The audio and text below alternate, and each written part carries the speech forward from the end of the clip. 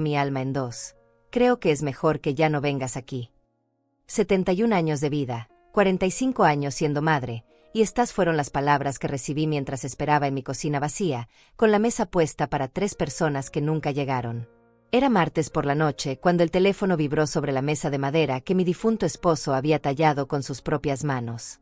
La pantalla iluminó mi rostro cansado y ahí estaban esas letras frías, sin alma, enviadas por la hija que llevé en mi vientre durante 9 meses y crié con cada gota de amor que tenía en el cuerpo. Leí el mensaje una vez, 2 veces, 10 veces, hasta que las palabras se grabaron en mi memoria como hierro candente. Mis manos temblaron cuando vi la respuesta de Evaristo, mi yerno, justo debajo. Estoy de acuerdo. 2 palabras que confirmaron lo que mi corazón ya sabía, pero mi mente se negaba a aceptar. El aire de la cocina se volvió denso, como si hubiera perdido todo su oxígeno. Sentí como el frío subía desde mis pies descalzos hasta mi pecho, instalándose ahí como una piedra que me impedía respirar. Había preparado su cena favorita con la dedicación de siempre, pensando en cada detalle que podría hacerla sonreír. Pollo guisado con arroz amarillo, el mismo que le hacía cuando era niña y llegaba de la escuela con hambre y sonrisa. Las servilletas estaban dobladas como me enseñó mi madre, los platos servidos con el cariño de siempre. Incluso había comprado ese postre de chocolate que tanto le gustaba a mi nieta pequeña, recorriendo 3 cuadras extra bajo el sol de la tarde porque sabía que en esa pastelería lo hacían exactamente como a ella le gustaba. La mesa del comedor lucía perfecta. Había puesto las flores amarillas que corté del jardín en el jarrón que Melina me regaló el Día de las Madres del año pasado. Los cubiertos brillaban bajo la luz cálida del candelabro. Todo esperaba por ellos, como yo había esperado tantas veces en los últimos meses. Pero la mesa siguió vacía. Los platos se enfriaron lentamente, el aroma del pollo se desvaneció en el aire quieto, y las flores comenzaron a inclinar sus cabezas como si también sintieran la tristeza que inundaba la casa. El silencio se volvió tan pesado que podía sentirlo presionando mi pecho, robándome el aliento que ya de por sí se había vuelto difícil. No era la primera vez que cancelaban una visita. En los últimos 6 meses había notado que las excusas se volvían más frecuentes, más elaboradas, más dolorosas. Estamos ocupados, mamá. La niña tiene fiebre.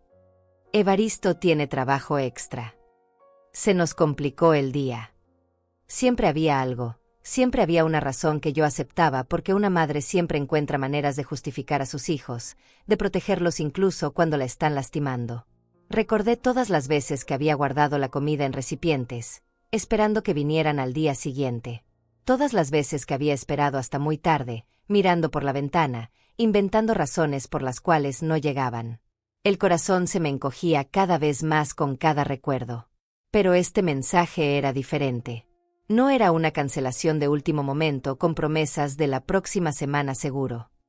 Era una expulsión definitiva, una puerta cerrada en mi cara, un rechazo absoluto después de toda una vida de entrega incondicional. Me quedé ahí sentada, mirando mi reflejo en el vidrio de la ventana, y por primera vez en décadas me vi realmente, una mujer mayor, con arrugas que contaban historias de amor no correspondido, con ojos cansados de tanto esperar, aparentemente invisible para la persona que más amaba en el mundo. El reloj de la pared marcaba las 9:30. Afuera llovía suavemente, como si el cielo también llorara por mi dolor. Las gotas resbalaban por el cristal como las lágrimas que aún no me permitía derramar. Había algo profundamente injusto en todo esto, algo que mi alma no podía aceptar. No porque fuera una mala madre, sino porque había sido demasiado buena. No porque hubiera fallado, sino porque había dado todo sin pedir nada a cambio. Tomé mi teléfono con manos que ya no temblaban. Una calma extraña se apoderó de mí, como si una parte dormida de mi ser hubiera despertado de golpe. La decisión surgió desde un lugar profundo de mi alma, desde esa parte de mí que había estado dormida durante años, esperando el momento exacto para despertar. Escribí mi respuesta con una serenidad que me sorprendió. Me mantendré alejada como quieren, así como las tarjetas y mi dinero que ustedes usaban. Mis dedos se movían solos, como si supieran exactamente qué decir sin consultar con mi mente. Envié el mensaje y después hice algo que cambiaría todo para siempre. Llamé al banco. La voz amable de la operadora me preguntó cómo podía ayudarme. Con una firmeza que no sabía que poseía, le expliqué que necesitaba cancelar todas las tarjetas adicionales y transferencias automáticas vinculadas a mi cuenta. Sí, Estaba completamente segura. Sí, entendía todas las consecuencias. No necesitaba tiempo para pensarlo. Mientras hablaba con la operadora, sentí como si estuviera recuperando pedazos de mí misma que había entregado sin darme cuenta. Cada sí, cancele eso también, era como recuperar un poco de mi dignidad perdida. Colgué el teléfono y me serví una taza de té de manzanilla con miel, el mismo que tomaba mi madre cuando necesitaba pensar. Las lágrimas finalmente llegaron, pero no eran lágrimas de debilidad. Eran lágrimas de liberación, de una mujer que acababa de recuperar un pedazo de sí misma que había entregado sin reservas y recibido desprecio a cambio. Esa noche dormí mejor de lo que había dormido en meses. No sabía lo que vendría después, pero sabía que algo fundamental había cambiado. En mi corazón se había encendido una llama pequeña pero firme, una llama que me susurraba que mi historia no había terminado, que tal vez apenas estaba comenzando. Al día siguiente, mi teléfono sonó antes del amanecer. El teléfono no paró de sonar desde las 5 de la mañana. Era Melina, desesperada, con esa voz aguda que usaba cuando las cosas no salían como ella quería. Mamá, ¿qué hiciste?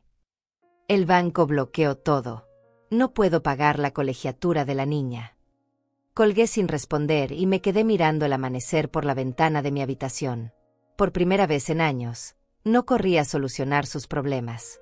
Me quedé ahí, en mi cama, recordando. Los recuerdos llegaron como una cascada que ya no podía detener, mostrándome la verdad que había estado negando durante tanto tiempo. Recordé el cumpleaños de mi nieta del año pasado. Había organizado todo con semanas de anticipación, decoraciones rosadas, su pastel favorito de fresa, regalos envueltos con tanto cariño que mis articulaciones dolieron por horas. Llegué temprano a su casa, con los brazos llenos de bolsas y el corazón lleno de ilusión.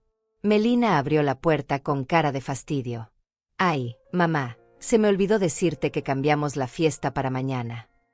Pero pude ver por encima de su hombro las decoraciones ya colgadas, escuchar las risas de otros niños en el jardín, oler el aroma de comida recién preparada. La fiesta no se había cambiado. Simplemente, yo no estaba invitada. Pero traje el pastel, le dije, sosteniendo la caja blanca con las manos temblorosas. Ah, ya compramos uno. Gracias de todas formas. Cerró la puerta y yo me quedé parada en el portal, con el pastel que había tardado toda la mañana en decorar, sintiéndome como una extraña en la vida de mi propia familia. Esa noche le dije a mi difunto esposo, parada frente a su fotografía, Joaquín, algo no está bien. Pero incluso entonces, encontré excusas. Están ocupados. La vida moderna es complicada. Seguro fue un malentendido. El teléfono volvió a sonar. Esta vez era Evaristo.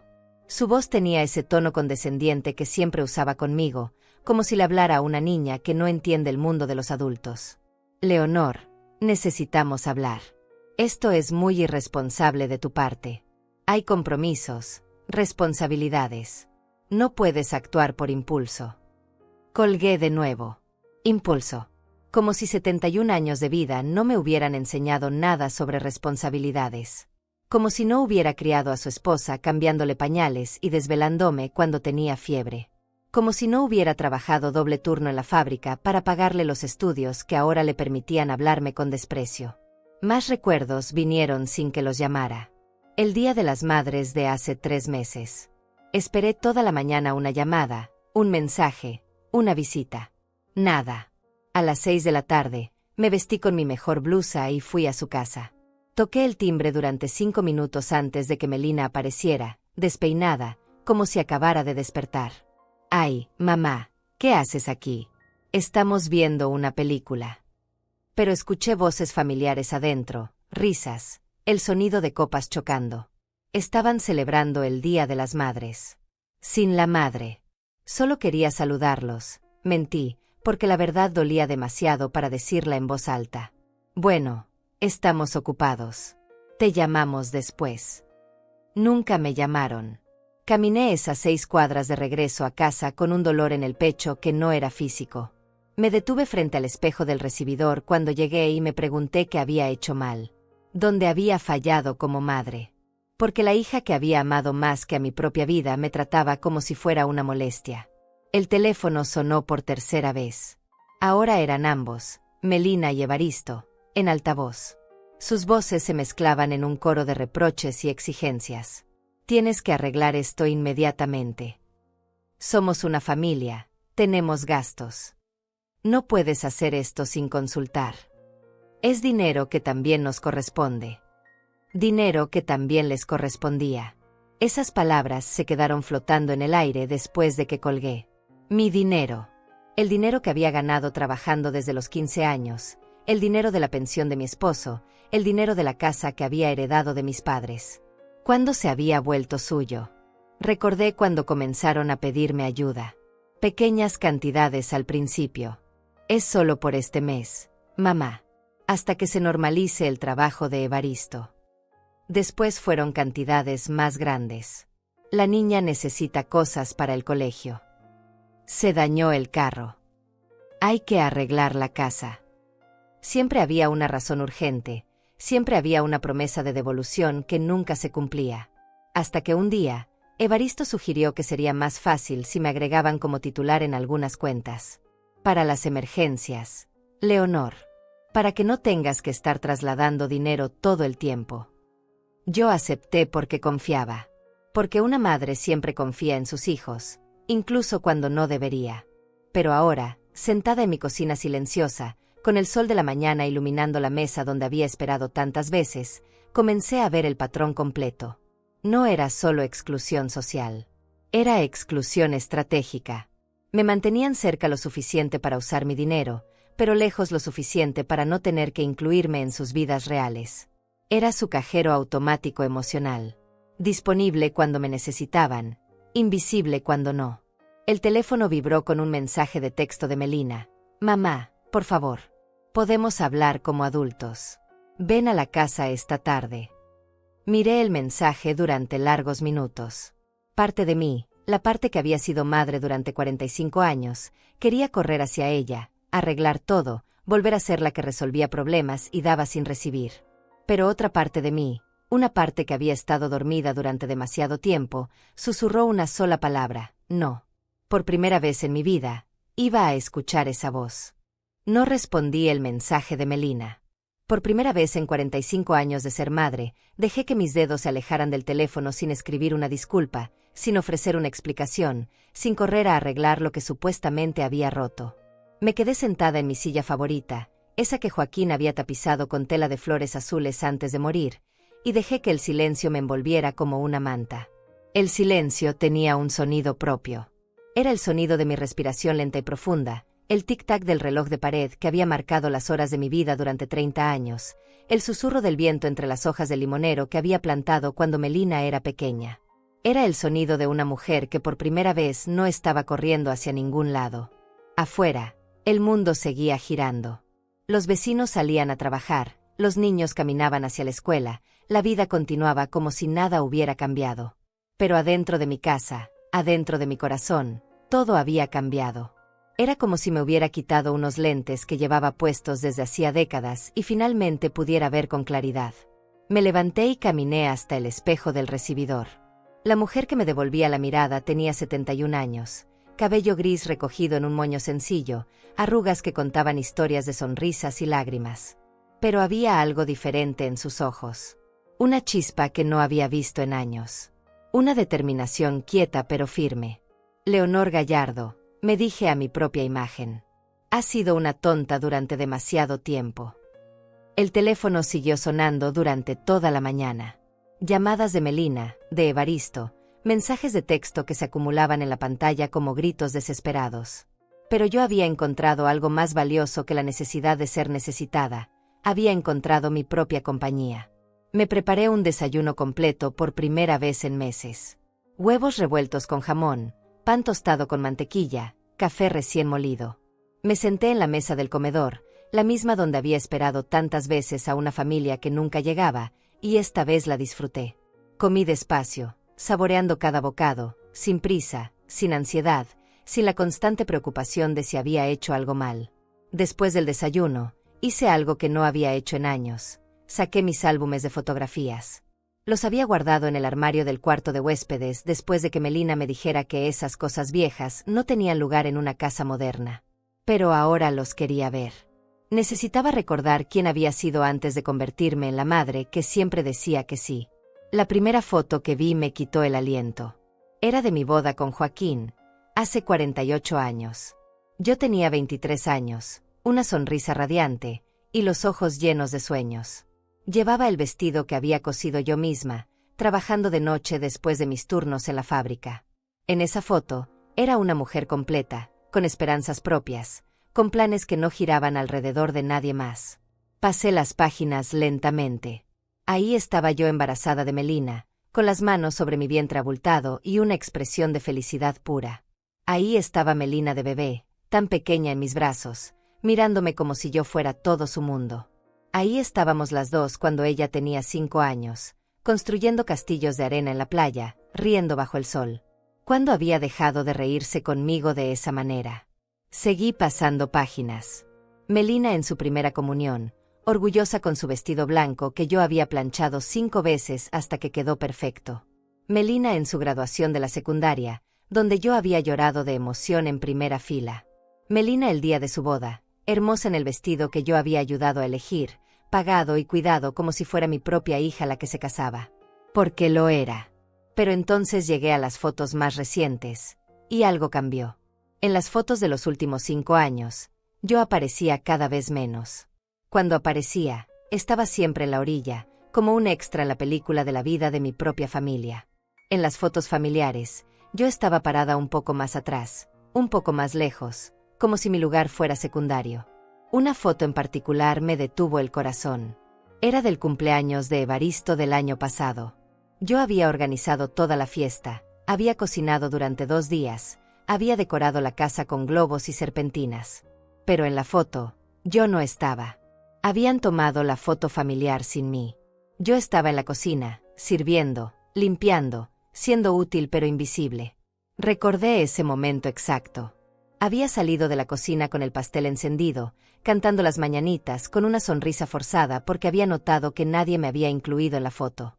Melina había murmurado gracias, mamá sin mirarme, concentrada en subir la imagen perfecta de su familia perfecta a sus redes sociales. Una familia en la que yo no tenía lugar visible. Cerré el álbum y lo abracé contra mi pecho. Las lágrimas vinieron por fin, pero eran diferentes a todas las que había derramado antes. No eran lágrimas de autocompasión o de súplica. Eran lágrimas de duelo. Estaba llorando por la muerte de una ilusión, por el fin de una mentira que me había contado a mí misma durante años. La mentira de que si daba lo suficiente, si me sacrificaba lo suficiente, si me hacía lo suficientemente pequeña e invisible, recibiría amor a cambio. La mentira de que ser madre significaba desaparecer como persona individual. La mentira de que mi valor dependía únicamente de lo útil que fuera para otros. El teléfono sonó de nuevo. Esta vez era un número que no reconocía. Contesté por curiosidad. ¿Señora Leonor Gallardo? Era una voz de mujer, mayor, con acento familiar. Sí, soy yo. Habla Rosario Bautista. Fuimos vecinas hace años, cuando usted vivía en la casa de la calle Morelos. Rosario. Claro que la recordaba. Una mujer sabia, de cabello blanco y ojos penetrantes, que siempre había tenido una palabra amable para mí cuando Melina era pequeña. Se había mudado años atrás, pero habíamos mantenido un contacto esporádico. Rosario, qué gusto escucharla. ¿Cómo está? Bien, querida. Pero no le llamo por cortesía. Le llamo porque necesito hablar con usted. Es sobre su hija y su yerno. Hay cosas que usted necesita saber. Cosas que he estado observando y que no me parecen correctas. Mi corazón se aceleró.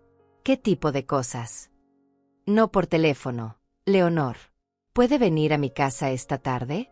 Vivo en el fraccionamiento Los Pinos, casa número 42. Es importante. Colgué con las manos temblando. Rosario siempre había sido una mujer de pocas palabras, pero de mucha sabiduría. Si me estaba llamando después de años, si decía que había estado observando, era porque sabía algo que yo necesitaba escuchar. Me miré de nuevo en el espejo. La mujer que me devolvía la mirada ya no era la misma que había despertado esa mañana. En sus ojos había algo nuevo, determinación mezclada con curiosidad. Por primera vez en décadas, no sabía qué venía después, pero tampoco tenía miedo de averiguarlo. Me vestí con cuidado, eligiendo mi blusa azul favorita, la que Joaquín siempre decía que hacía brillar mis ojos. Me peiné con esmero y me puse un poco de labial. No para impresionar a nadie, sino para honrar a la mujer que estaba redescubriendo. Antes de salir, hice una última cosa. Tomé mi teléfono y escribí un mensaje para Melina. Estoy ocupada hoy. Te contacto cuando tenga tiempo. No era cruel, pero tampoco era la respuesta desesperada de una madre que ruega por atención. Era la respuesta de una mujer que acababa de recordar que tenía su propia vida que vivir. Salí de mi casa con paso firme, sin mirar atrás. El sol de la tarde me calentó la cara y por primera vez en meses, sonreí sin esfuerzo. No sabía qué me esperaba en casa de Rosario, pero sabía que estaba lista para escucharlo. Mi historia estaba cambiando, y yo iba a ser la protagonista por primera vez en años. La casa de Rosario era pequeña pero acogedora, con un jardín lleno de flores que demostraba el cuidado de alguien que encuentra paz en las cosas simples. Cuando abrió la puerta, me recibió con un abrazo que olía a canela y a los años que habían pasado desde la última vez que nos vimos. «Leonor, te ves bien. Diferente, pero bien», me dijo mientras me guiaba hacia su sala. Las paredes estaban llenas de fotografías de sus nietos, pero también de los lugares que había visitado después de enviudar. Rosario había construido una vida propia después de los 70, algo que yo apenas estaba comenzando a imaginar. Nos sentamos en su sofá de tela floreada y ella me sirvió té de hierbas en tazas de porcelana que parecían haber visto muchas conversaciones importantes. Durante unos minutos hablamos de trivialidades, su salud, el clima, los cambios en el barrio. Pero yo podía sentir que había algo más pesado esperando ser dicho. «Leonor», comenzó finalmente, «lo que voy a decirte no será fácil de escuchar. Pero como madre, como mujer, como alguien que te ha visto dar todo de ti misma durante años, siento que tienes derecho a saber la verdad». Mi corazón comenzó a latir más rápido. «¿Qué verdad, Rosario?» Ella se levantó y fue hacia un mueble donde guardaba papeles. Regresó con una carpeta manila que puso sobre la mesa de centro entre nosotras. «Hace 3 meses, mi nieto comenzó a trabajar en el banco donde manejas tus cuentas. Él conoce a Melina desde el colegio. Saben que somos amigas. Un día llegó a casa preocupado por algo que había visto en el sistema.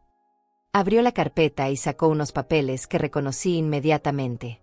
Eran estados de cuenta de mi banco, pero no los que yo recibía en casa. Estos mostraban movimientos que nunca había visto. «Leonor, en los últimos 2 años, se han hecho transferencias de tus cuentas por un total de $87,000. Transferencias que tu hija y tu yerno han estado haciendo sin tu conocimiento, usando las tarjetas adicionales que les diste». El mundo se detuvo. $87,000. Una cantidad que representaba años de trabajo, de ahorros cuidadosos, de privaciones que me había impuesto para tener seguridad en mi vejez. Una cantidad que podría haberme permitido vivir con dignidad durante años sin depender de nadie. «Pero yo les di las tarjetas para emergencias», murmuré, aunque mientras lo decía me daba cuenta de lo ingenua que sonaba. «Mira las fechas, Leonor. Mira los conceptos». Rosario señaló línea por línea. «Aquí, $15,000 para el enganche de un carro nuevo.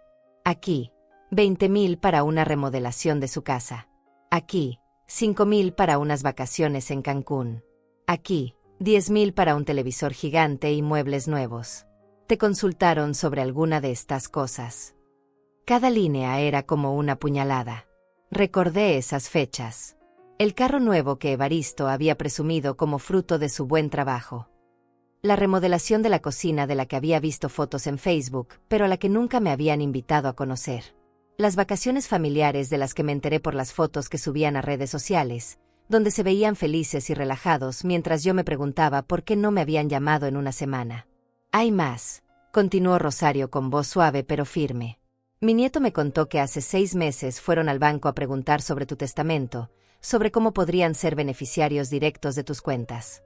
Querían saber si había alguna manera de tener acceso completo sin que tú tuvieras que estar presente para autorizar movimientos grandes». Sentí como si me hubieran vaciado toda la sangre del cuerpo. ¿Mi testamento? Pero yo no he hablado de morirme con nadie. Exactamente. Y cuando el gerente les explicó que necesitarían tu autorización o un poder notarial muy específico, Evaristo preguntó sobre la posibilidad de demostrar incapacidad mental. Preguntó qué documentos médicos necesitarían para comprobar que ya no podías manejar tus propias finanzas. Las palabras de Rosario flotaron en el aire como humo tóxico. Incapacidad mental. Querían declararme incompetente para manejar mi propio dinero. Querían hacerme parecer una vieja senil que no podía cuidar de sí misma, todo para poder tomar control completo de los ahorros de toda mi vida. Por eso han estado alejándote, Leonor. No es porque no te quieran, es porque su plan era más fácil de ejecutar si estabas aislada, si no tenías testigos de que tu mente está perfectamente clara, si no tenías a nadie que pudiera defender tu versión de los hechos. Todo comenzó a encajar con una claridad dolorosa y perfecta. Las visitas canceladas no eran descuido, eran estrategia. La exclusión de eventos familiares no era olvido, era intencional. Los mensajes fríos y distantes no eran resultado del estrés moderno, eran parte de un plan para hacerme parecer la abuela loca que molesta a una familia ocupada. Me habían estado preparando para ser víctima de mi propia generosidad. Rosario, ¿por qué me estás contando esto?, pregunté con voz temblorosa. Ella tomó mis manos entre las suyas, manos que conocían el trabajo duro y las decisiones difíciles. Porque yo pasé por algo similar con mi hijo mayor hace 10 años.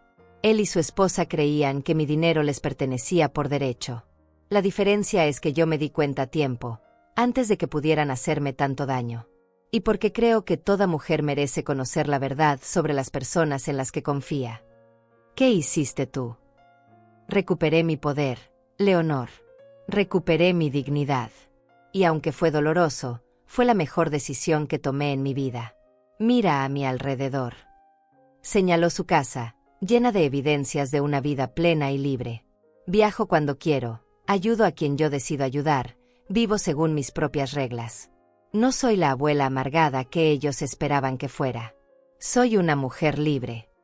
Me quedé en silencio durante largos minutos, procesando toda la información. $87,000.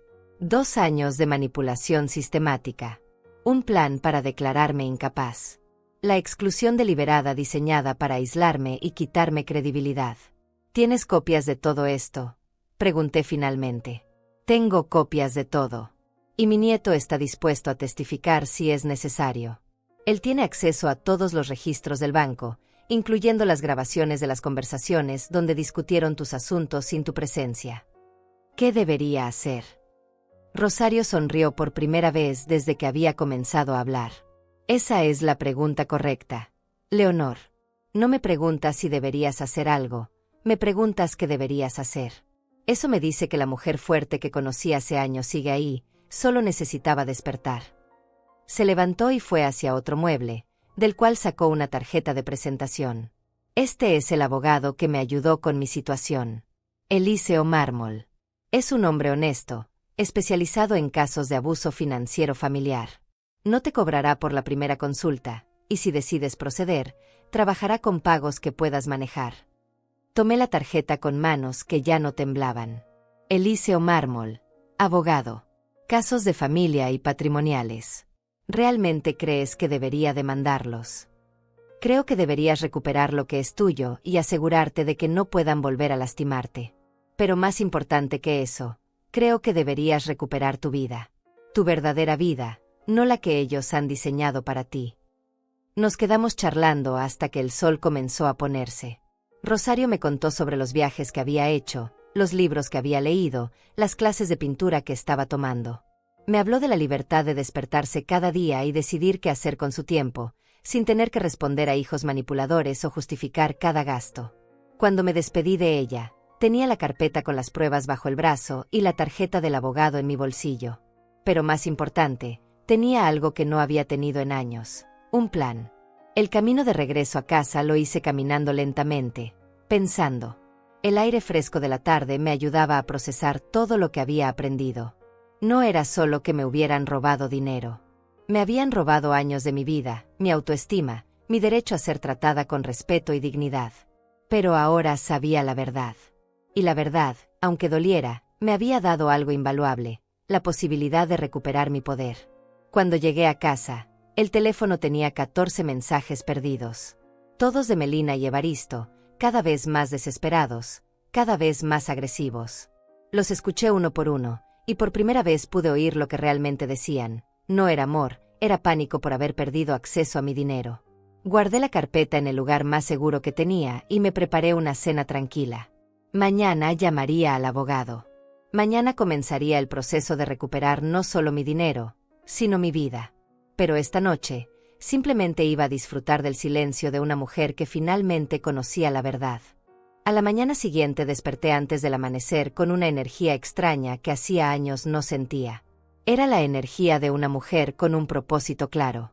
Me vestí con cuidado, eligiendo mi traje gris más formal. Hoy necesitaba verme como lo que era, una mujer seria que no se dejaría intimidar. La oficina del abogado Eliseo Mármol estaba en el centro de la ciudad, en un edificio viejo pero bien mantenido. Era un hombre de unos 50 años, con cabello canoso y ojos inteligentes. Su apretón de manos fue firme pero gentil. Rosario Bautista me habló muy bien de usted, le dije mientras nos sentábamos. Rosario es una mujer extraordinaria. Su caso fue complejo, pero logramos resolverlo satisfactoriamente. Ahora cuénteme, ¿qué está pasando con su familia? Durante la siguiente hora, le conté todo. Él tomaba notas constantemente, haciendo preguntas específicas sobre fechas, cantidades, conversaciones exactas. Trajo las pruebas que mencionó Rosario.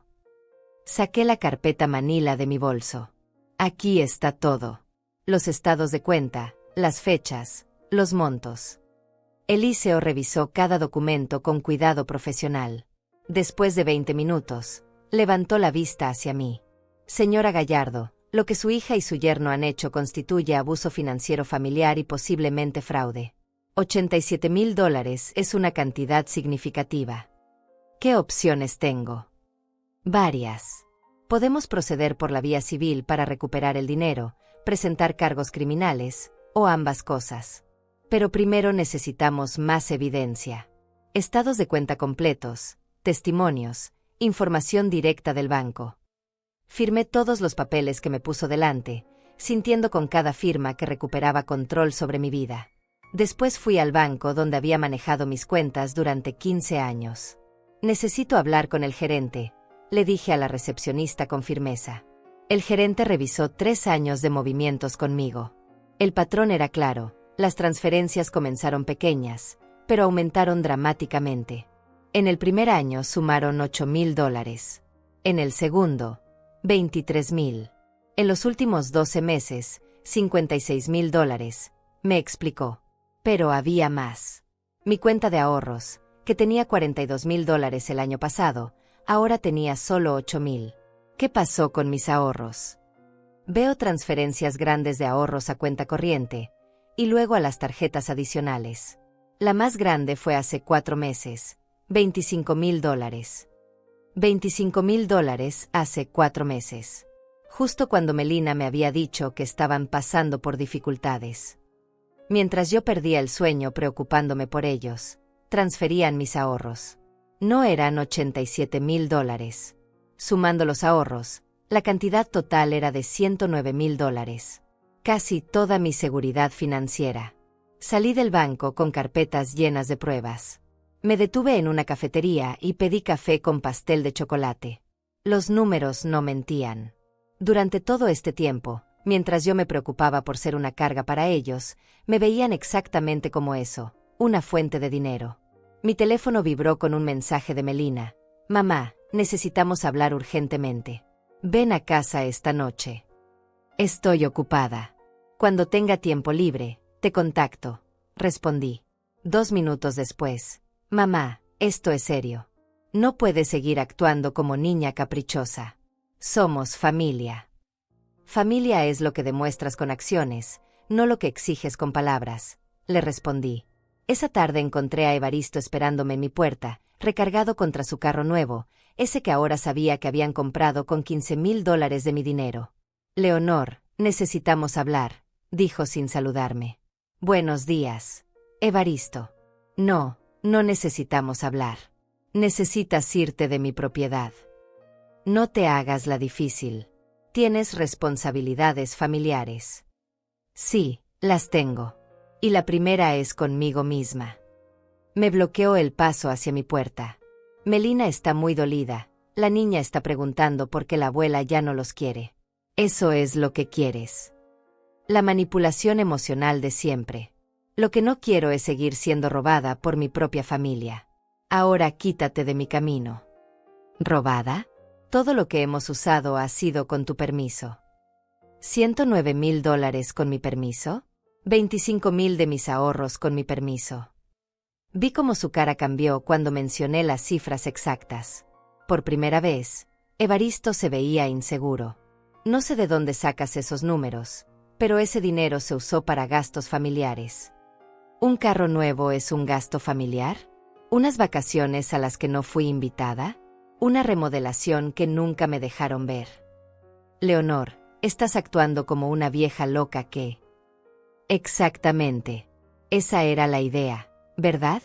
Hacerme parecer loca para declararme incompetente y tomar control de mi dinero. Sé sobre la visita al banco, Evaristo. Sé sobre las preguntas que hicieron sobre mi testamento. Se quedó callado, con pánico en los ojos. Mi abogado ya tiene toda la información.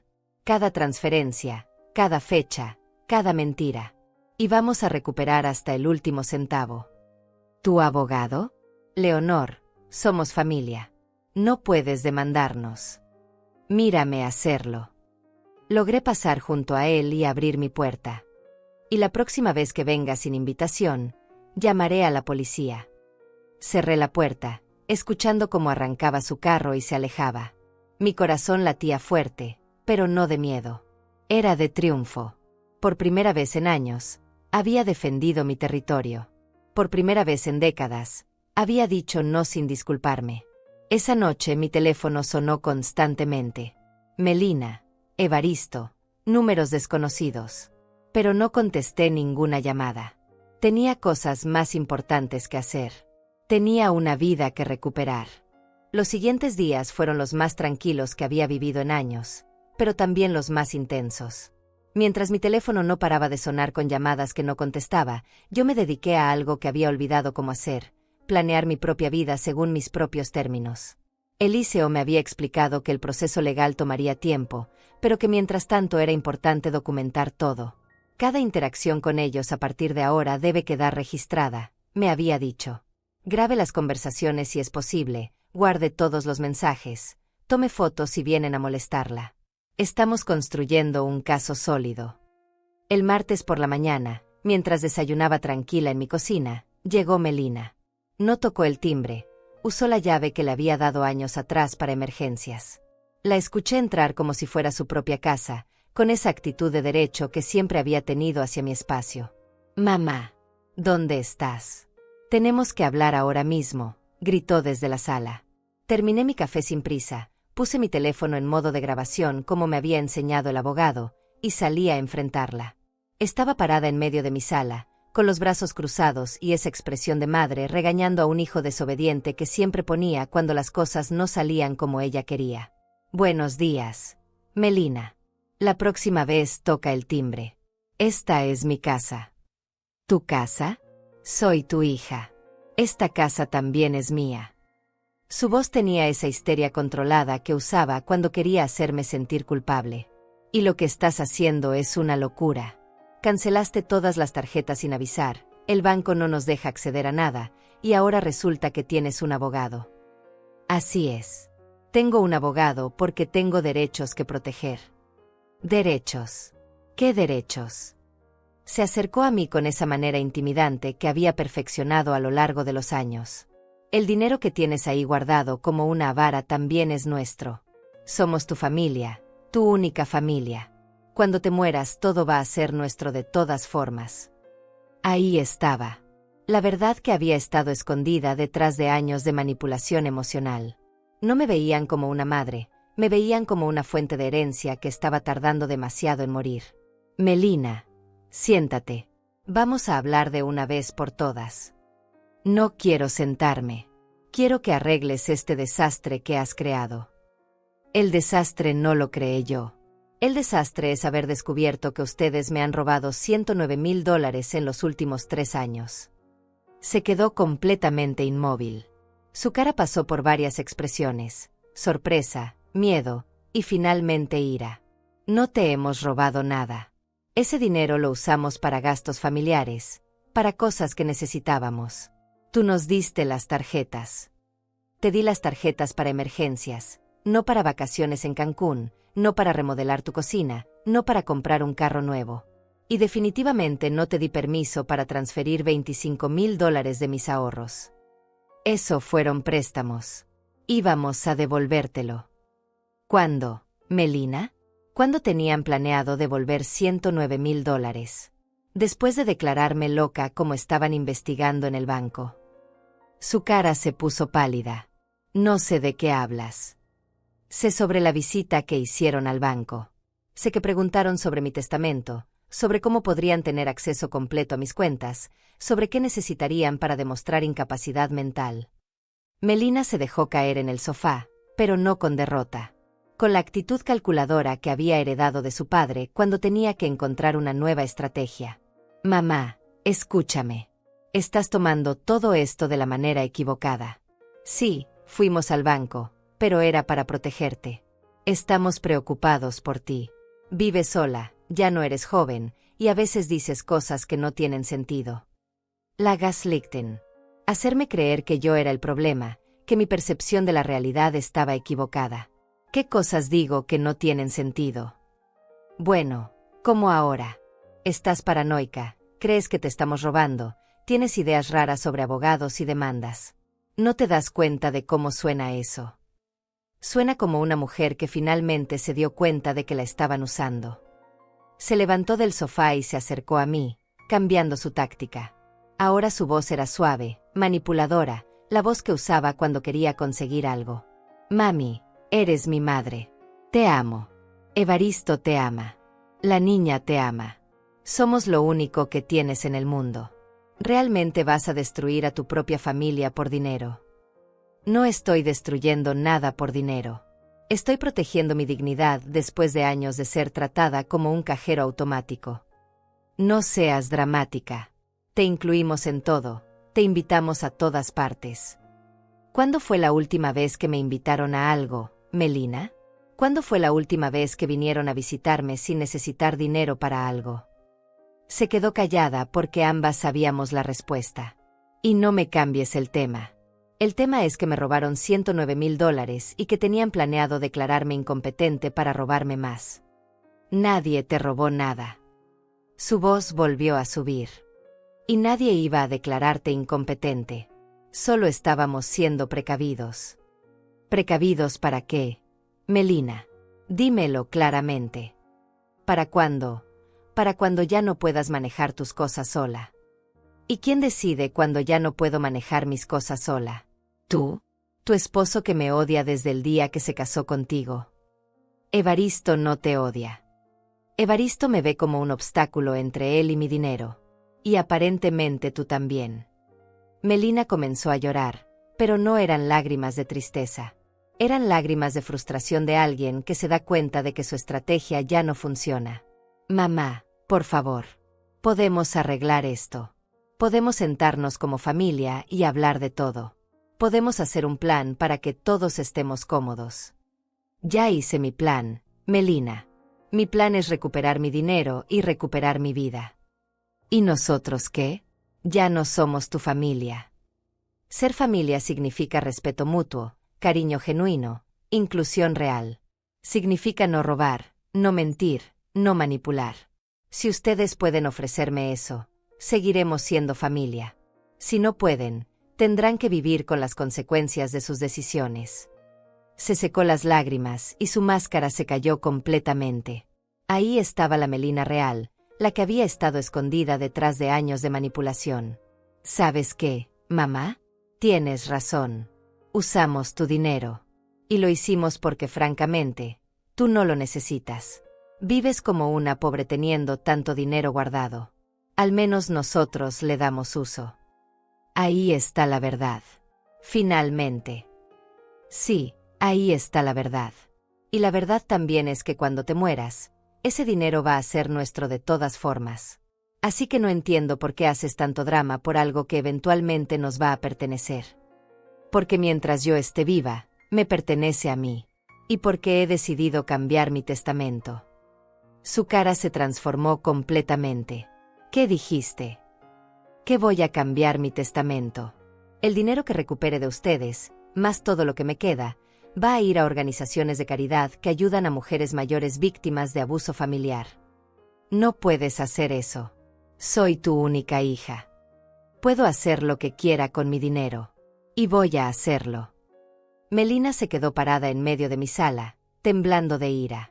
Esto no se va a quedar así, mamá. No vas a salirte con la tuya. Es una amenaza. Es una promesa. Perfecto. Mi abogado va a estar muy interesado en escuchar esta grabación. Solo entonces se dio cuenta de que mi teléfono había estado grabando toda la conversación. Tú no puedes grabarme sin mi permiso. En mi propia casa sí puedo. Y acabo de conseguir toda la evidencia que necesitaba para demostrar que esto no era sobre amor familiar, sino sobre dinero. Salió de mi casa azotando la puerta, pero no antes de gritarme una última cosa. Te vas a arrepentir de esto, mamá. Vas a terminar sola y abandonada. Me quedé parada en mi sala, escuchando el silencio que dejó atrás. Pero no era un silencio triste. Era un silencio liberador. Esa tarde le envié la grabación a Eliseo y programé una cita para el día siguiente. Era hora de pasar a la siguiente fase de mi plan. Era hora de recuperar no solo mi dinero, sino mi vida completa. El viernes por la mañana, Eliseo me llamó con noticias que cambiaron todo. Leonor, tengo información nueva.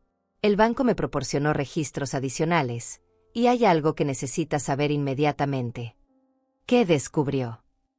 Hace 2 semanas, justo después de que usted cancelara las tarjetas, Melina y Evaristo intentaron hacer una transferencia de $50,000 de su cuenta de ahorros a una cuenta en las Islas Caimán.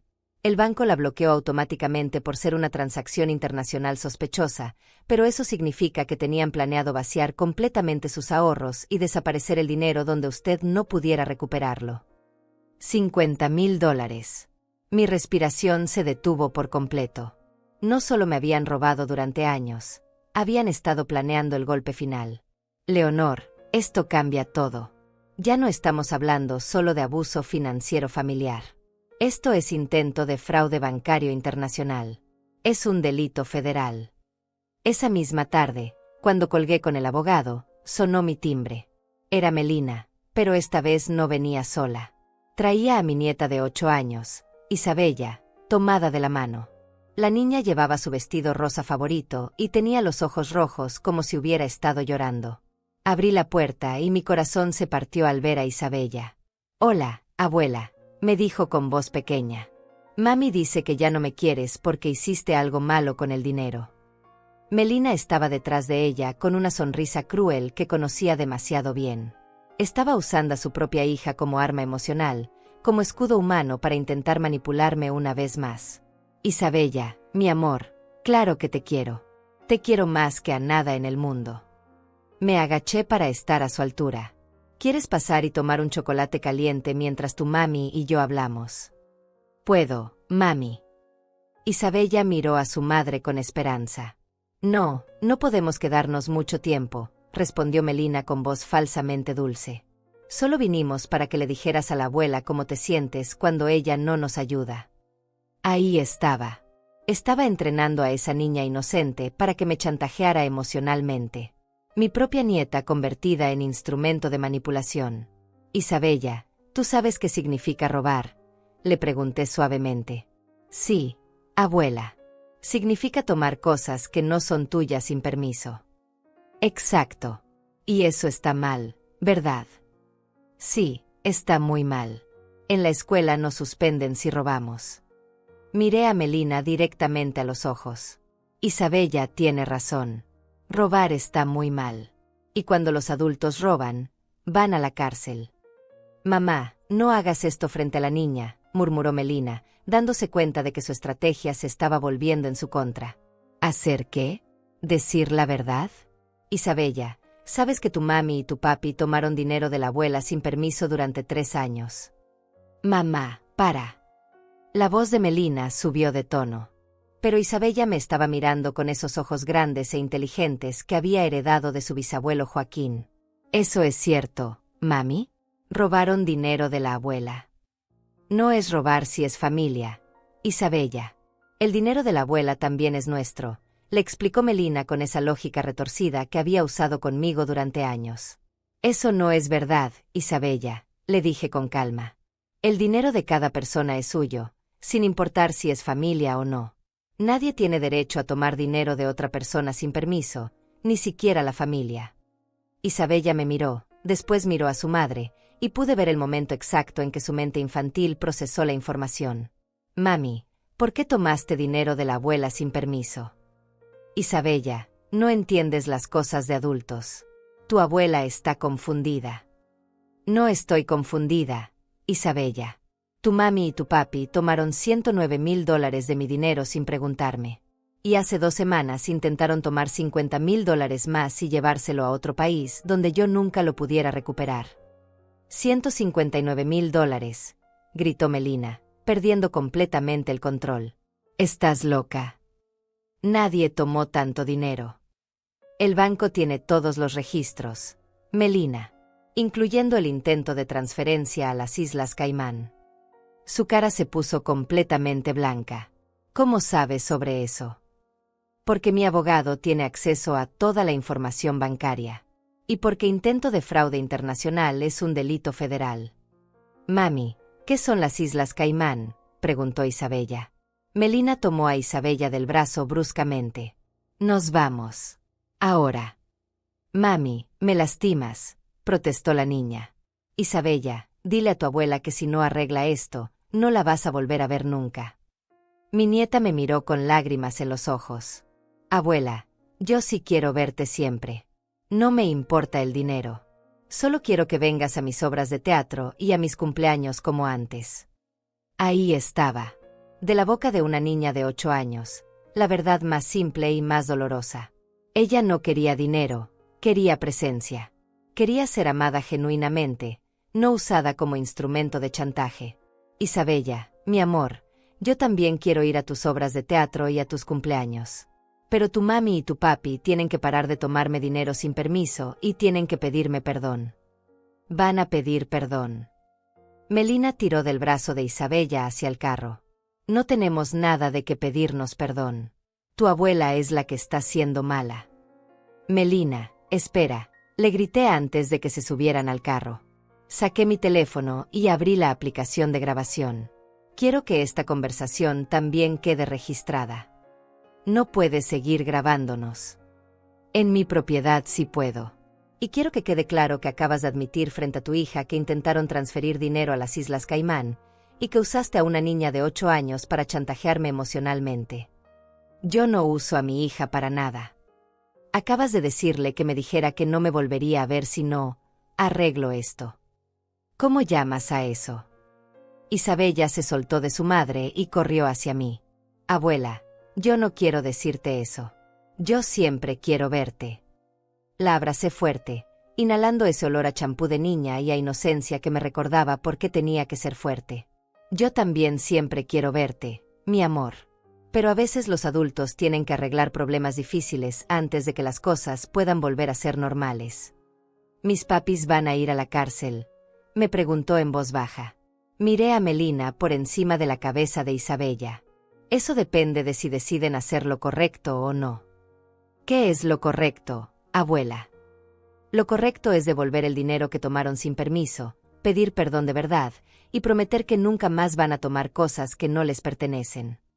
Melina vino y jaló a Isabella de mis brazos otra vez. Isabella, tu abuela está enferma. Está diciendo mentiras sobre nosotros. Los abuelos a veces se enferman de la cabeza y dicen cosas que no son verdad. La abuela está enferma de la cabeza. Isabella me miró con preocupación genuina. No, mi amor. Mi cabeza está más clara de lo que ha estado en años. Basta, gritó Melina. Isabella, súbete al carro ahora mismo. Mientras veía cómo se alejaban, Isabella me saludó por la ventana trasera con lágrimas corriendo por sus mejillas. Mi corazón se rompió, pero no de la manera que Melina esperaba. No se rompió con culpa o con ganas de ceder a sus demandas. Se rompió con determinación de proteger a esa niña de crecer en un hogar donde el chantaje emocional y el robo se normalizaban como asuntos familiares. Esa noche llamé a Eliseo y le envié la grabación de la conversación. Esta mujer está usando a su propia hija para chantajearme, le dije. Y acaba de admitir frente a la niña que conoce sobre la transferencia a las Islas Caimán. Leonor, esto es exactamente lo que necesitaba. Mañana voy a presentar todos los cargos. Intento de fraude, abuso financiero familiar, y ahora tenemos evidencia de manipulación emocional usando a un menor. ¿Qué va a pasar con Isabella? Eso no lo sé. Pero lo que sí sé es que usted está haciendo lo correcto. Los niños necesitan ver que hay consecuencias para las malas acciones, incluso cuando las cometen sus padres. Colgué el teléfono y me preparé una cena tranquila. Por primera vez en días, no me sentía culpable. Me sentía clara, determinada y extrañamente en paz. Mañana comenzaría oficialmente la batalla legal. Pero esta noche, simplemente iba a honrar la decisión más difícil y más correcta que había tomado en mi vida.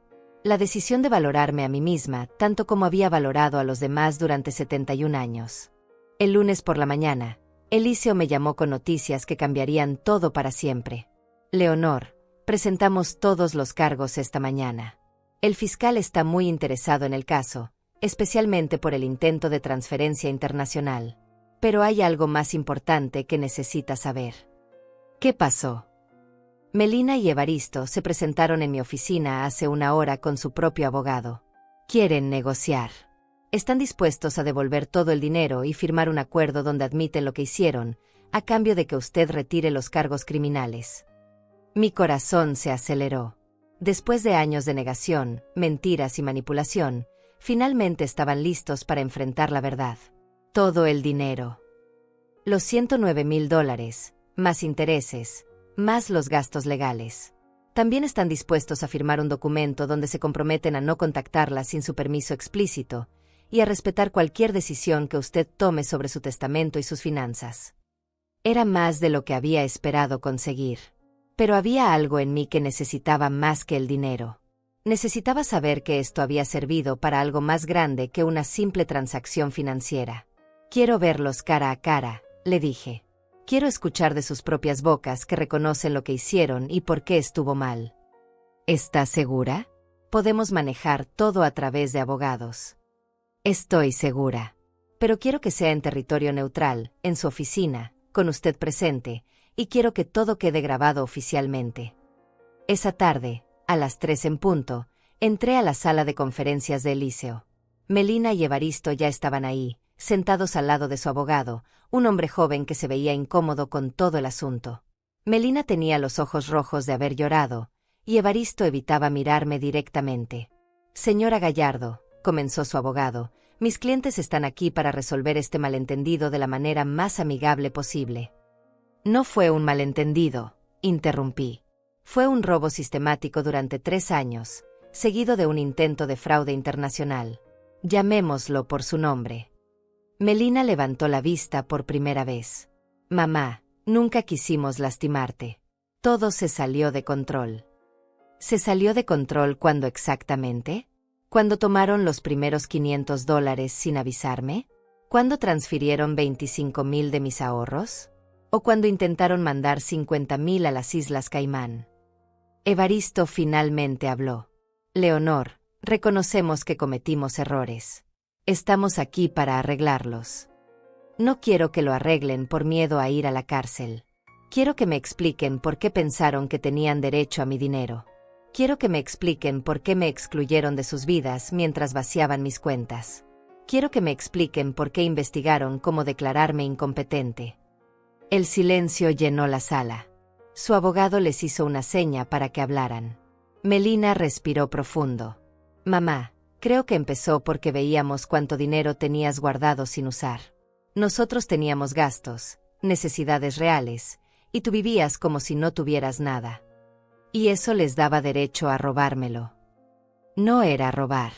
Era como un préstamo familiar. Un préstamo familiar sin mi conocimiento, sin mi consentimiento, y sin planes de devolución. Evaristo se inclinó hacia adelante. Leonor, la verdad es que pensábamos que cuando ya no estuvieras, ese dinero iba a ser nuestro de todas formas. No veíamos el daño en usarlo antes. Ahí estaba. La verdad cruda y simple. Me veían como alguien que ya debería estar muerta, cuyo único propósito era financiar sus vidas hasta que pudieran heredar oficialmente. ¿Y la exclusión? ¿Por qué dejaron de invitarme a eventos familiares?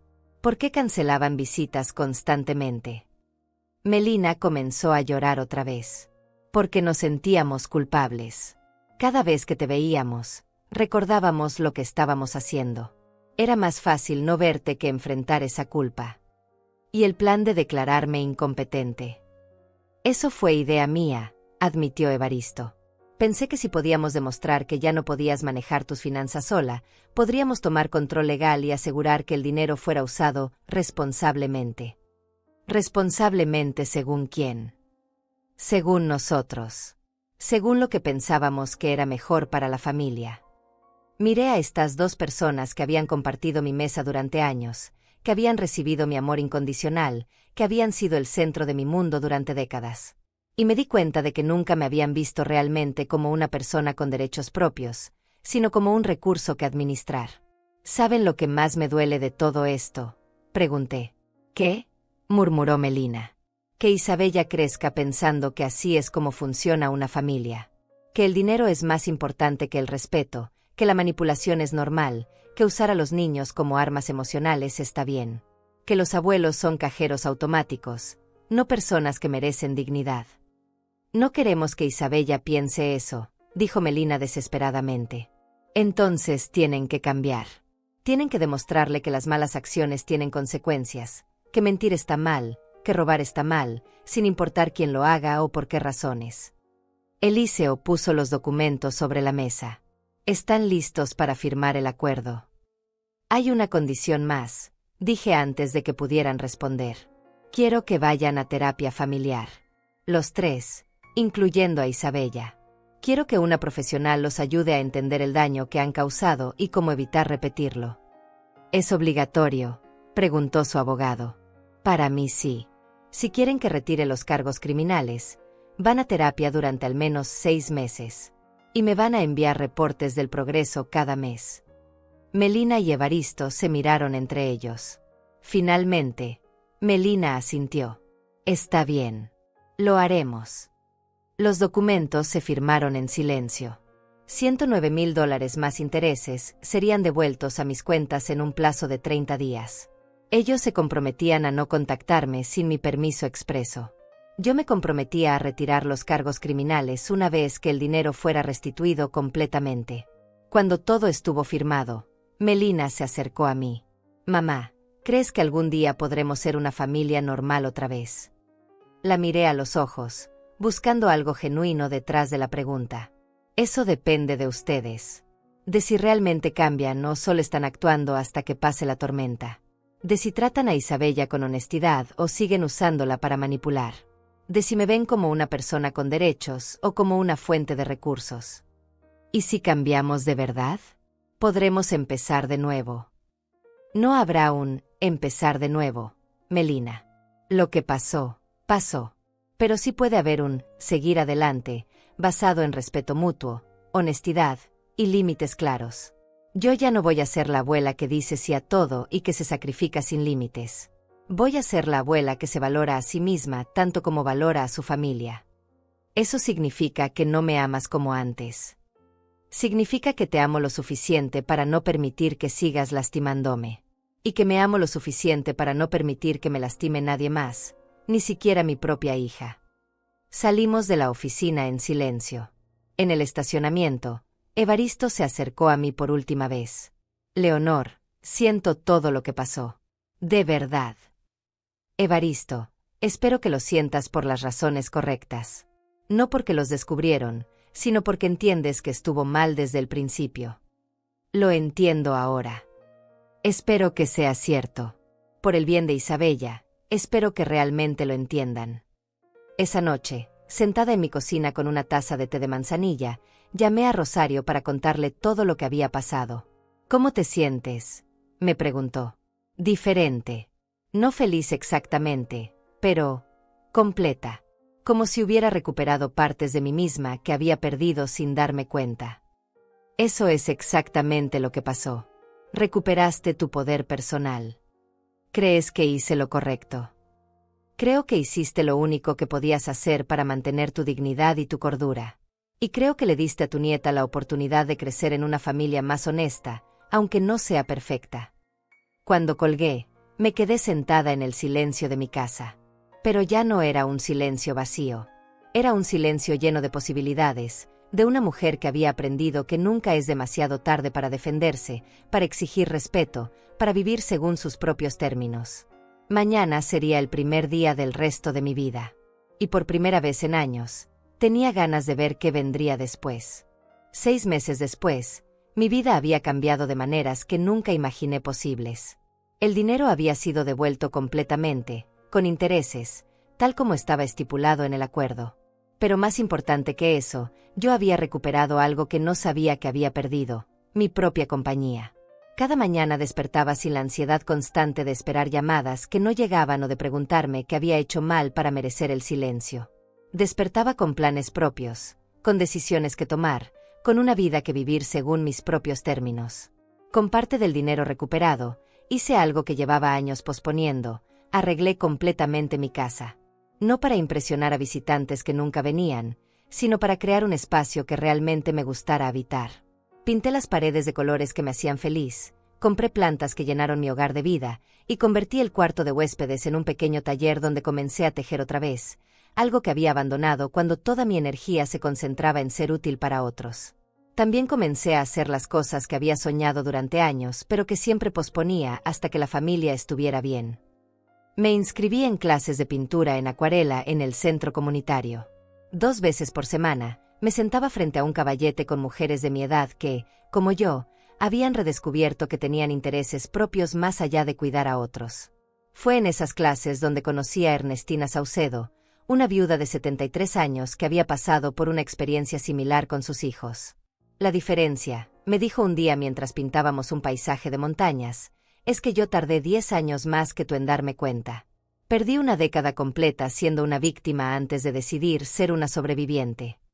Ernestina se convirtió en una amiga verdadera, de esas que aparecen en tu vida justo cuando más las necesitas. Juntas comenzamos a viajar. Pequeños viajes al principio, a pueblos cercanos, a museos en la ciudad, a mercados de artesanías donde comprábamos cosas que nos gustaban sin tener que justificar el gasto ante nadie. El primer viaje largo lo hicimos a Oaxaca, para ver las artesanías y conocer los talleres de textiles tradicionales. Durante esos 5 días, me di cuenta de algo fundamental. Había pasado tanto tiempo definiéndome como la madre de Melina o la abuela de Isabella que había olvidado quién era Leonor Gallardo como persona individual. En Oaxaca, comprando un rebozo bellísimo tejido por una artesana que tenía mi edad, me presenté simplemente como Leonor. No como la madre de alguien, no como la abuela de alguien. Solo como Leonor, una mujer de 71 años que estaba aprendiendo a vivir su propia vida. Los reportes de terapia llegaban cada mes como habíamos acordado.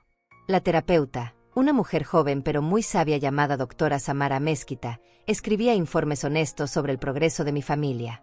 Los primeros meses fueron difíciles. Melina se resistía a admitir la profundidad del daño que había causado, siempre tratando de minimizar sus acciones o encontrar justificaciones. Pero gradualmente, los reportes comenzaron a mostrar pequeños cambios. Isabella, en sesiones individuales con la terapeuta, había comenzado a expresar sentimientos que había estado guardando por años. Había confesado que siempre había sentido que tenía que elegir lados entre sus padres y yo, y que eso la hacía sentir confundida y triste. Isabella ha estado cargando una responsabilidad emocional que no le corresponde, escribió la doctora Mezquita en su 5º reporte. Los padres la han usado inconscientemente como mediadora en conflictos de adultos, y ella ha desarrollado ansiedad por separación relacionada con el miedo de que su familia se desintegre completamente. Leer eso me partió el corazón, pero también me confirmó que había hecho lo correcto. Una niña de 8 años no debería preocuparse por mantener unida a su familia o por mediar entre adultos que no sabían resolver sus problemas de manera madura. El 6º mes trajo el reporte más esperanzador. Melina ha comenzado a entender que su relación con su madre no era saludable para ninguna de las dos, escribió la terapeuta. Ha expresado el deseo de reconstruir la relación, pero desde una base de respeto mutuo en lugar de dependencia financiera. Evaristo ha mostrado más resistencia al cambio, pero ha comenzado a reconocer cómo sus actitudes hacia los adultos mayores fueron influenciadas por patrones familiares tóxicos que aprendió en su propia infancia. Un martes por la tarde, mientras regaba mis plantas nuevas en el jardín, sonó mi timbre. Cuando abrí la puerta, encontré a Isabella parada sola en mi portal, con un dibujo en las manos y una sonrisa tímida. «Hola, abuela. Mami está en el carro, pero me pidió que te trajera esto personalmente». Era un dibujo de las dos, ella y yo, pintando juntas. En la parte de abajo había escrito con su letra cuidadosa de niña, para la abuela Leonor, que me enseñó que decir la verdad a veces duele, pero siempre es mejor. «Te amo, Isabella». «¿Te gustaría pasar a tomar un chocolate caliente?», le pregunté, mirando hacia el carro donde Melina esperaba. «¿Puedo, abuela? ¿No estás enojada conmigo?». «Mi amor, yo nunca estuve enojada contigo. Estaba protegiendo a nuestra familia de personas que no estaban actuando como familia debería actuar. Pero tú siempre fuiste inocente en todo esto». Isabella corrió hacia el carro y le gritó a su madre: «Mami, la abuela dice que puedo tomar chocolate caliente». Melina se bajó del carro lentamente.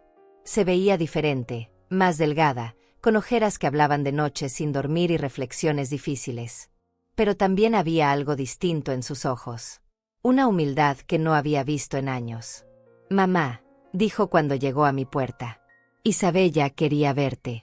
La terapeuta dice que es importante que mantengan su relación independientemente de lo que pase entre nosotras. ¿Quieres pasar tú también?». «Puedo». Las tres nos sentamos en mi cocina, la misma donde había esperado tantas veces a una familia que no llegaba. Pero esta vez era diferente. Esta vez, las que estaban ahí habían elegido estar ahí, no por obligación o manipulación, sino porque querían.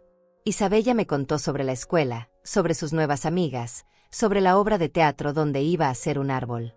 Hablaba con la libertad de una niña que ya no carga secretos de adultos o responsabilidades que no le corresponden. Melina habló poco, pero cuando lo hizo, fue diferente.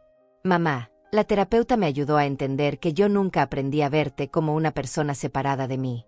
Siempre te vi como una extensión de mi propia seguridad, alguien que tenía que estar disponible siempre que yo lo necesitara.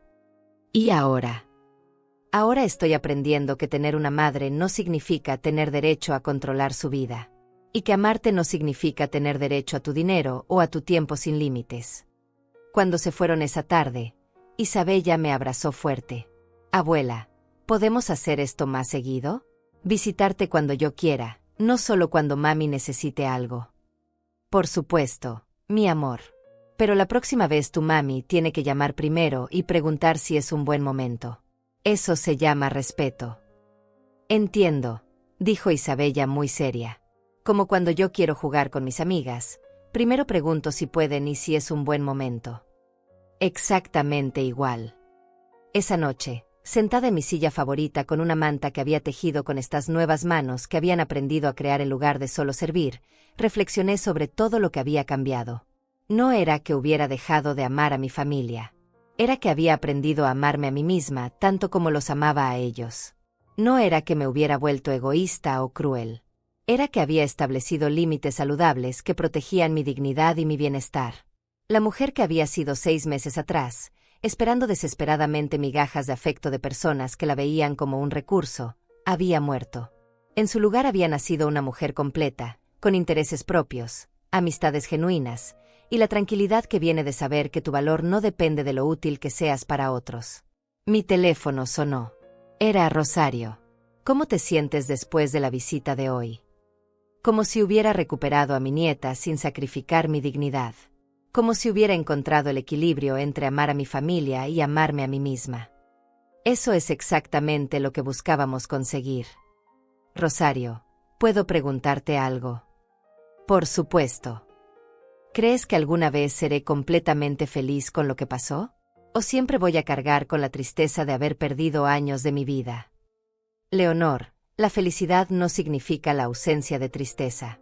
Significa la presencia de paz. Y la paz viene de saber que tomaste las decisiones correctas, aunque fueran difíciles». Cuando colgué, salí al jardín a ver las estrellas.